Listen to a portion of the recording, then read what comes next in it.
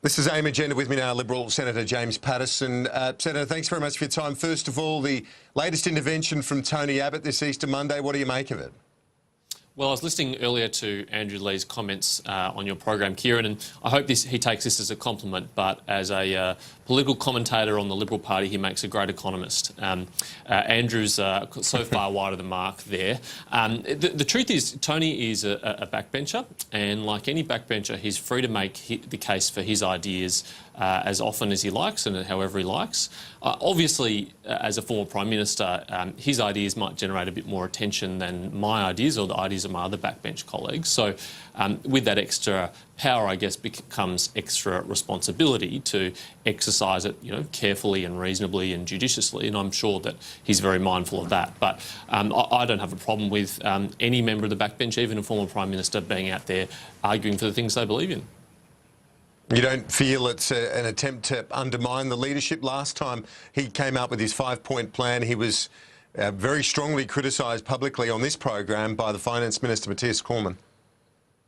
Well, as you say, these are ideas that Tony has advocated before and for a long time, and I don't think there's anything inherently harmful about that. And I understand the media's interest in the leadership angle. That's always a sexier story than the dry policy nuts and bolts there. But I don't think this is anything really to be remarked upon other than Tony's out there arguing the case for things he believes in. Do you think that there are some inconsistencies, though, with what was pursued in government, for example, when he was in office, like on renewable energy, like on, even in the more contemporary and recent issue of the Safe Schools program, which was launched, although started and announced by the Labor government, was launched under the coalition? Well, Tony's been refreshingly honest about some of his own failings as Prime Minister and looking back at his own Prime Ministership. He's written a couple of pieces about the mistakes that he made, and I think renewable energy is one of the things that he's revisiting and recognises that he might have done differently had he had his time again, and freedom of speech is another. He's admitted that walking away from his promise to repeal A10C was a mistake. So that's a healthy level of self-introspection and self-awareness, I guess. As someone from the backbench, though, it's probably hard for you to comment, but there is an argument that Mr Abbott would be more disciplined if brought back into the tent, into Cabinet. Do you think that there's a basis in that? Well, as you say, Kieran, Cabinet appointments are a little bit above my pay grade, so I'll leave that up to the Prime Minister. All right, let's move on to some other issues. On the Safe Schools program, I know that you've been supportive of this move by the Berejiklian government to end it. The government also going to end funding this year. Are you satisfied with the federal position on this? Yes, I think we've adopted a very sensible position after the election when, just before the election, when concerns were raised by a number of backbench colleagues in particular with the Education Minister about the administration of the program. The federal government made a range of changes to the conditions it would fund the Safe Schools program under, and the changes were so significant that the Victorian government decided to go it alone and fund the original Safe Schools program as it was designed by Ros Ward and her colleagues at La Trobe University. The New South Wales government initially persisted in continuing to fund the program under the new revised model that the federal government has adopted, but has now decided to walk away from it completely and design a whole new program. I think that's very sensible, and I think it fits well with our commitment to end funding at the federal level, as you say, in the coming months. Let's look at the issue of living standards. People feel like they're falling behind, and the numbers out of the ANU suggesting that they've got a reason to be feeling that. Wage growth, the slowest rates since 2011 that we've seen for many years. How does government respond to this, or is this just part of the economic cycle? Well, to an extent, that is, you're right, part of the economic cycle, and it's a phenomenon we've seen around the world, but there are some things we can do about it, and economic reform is the first on that list. It's one of the reasons why the government is prosecuting so aggressively and as such a top priority the company tax reforms that we've got to reduce company tax and make Australia internationally competitive on the company tax front, because one of the things you can do to boost wages is increase investment.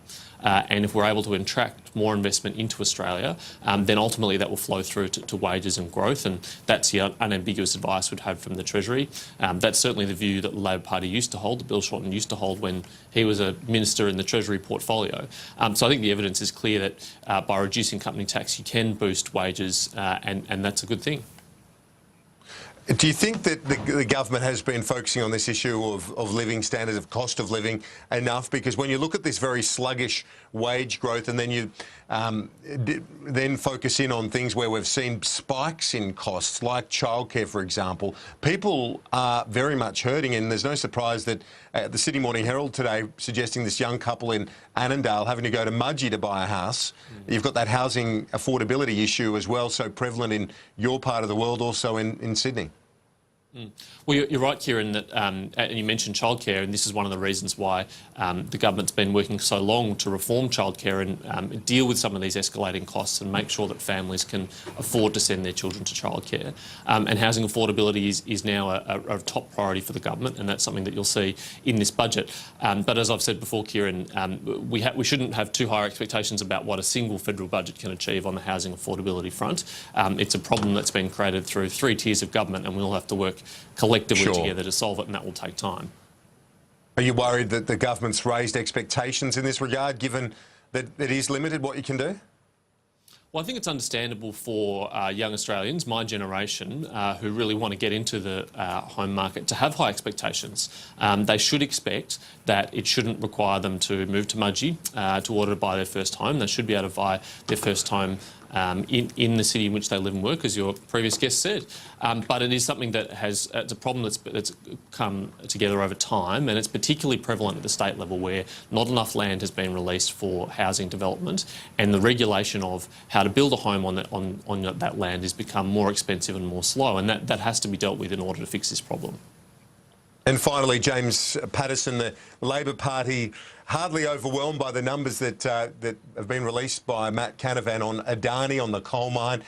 State Labor supportive, federal Labor not. What do you say in response to what you heard from Andrew Leigh in relation to the Adani coal mine proposal? Well, that might be easy for Andrew to say, coming from Canberra and representing, as he does, a credibly prosperous, overwhelmingly publicly sector-funded employed market. But if you visit central Queensland, they are absolutely crying out for jobs, and 15,000 direct jobs from the construction of this rail line to the Galilee Basin is nothing to sneeze at all, and would be really warmly welcomed by locals. It's one of the reasons why, for example, all the local Indigenous groups who have the land rights to the area are so supportive of this project and so keen that it proceed, and why it's so disappointing that the Labor Party at the federal level seems to be crab walking away from their previous support for this project. I mean, does Bill Shorten side with workers in central Queensland, or with his inner city constituencies in the big cities? Senator Paterson, appreciate your time this Easter Monday. Thanks for that. Have a good day. Thanks, Kieran.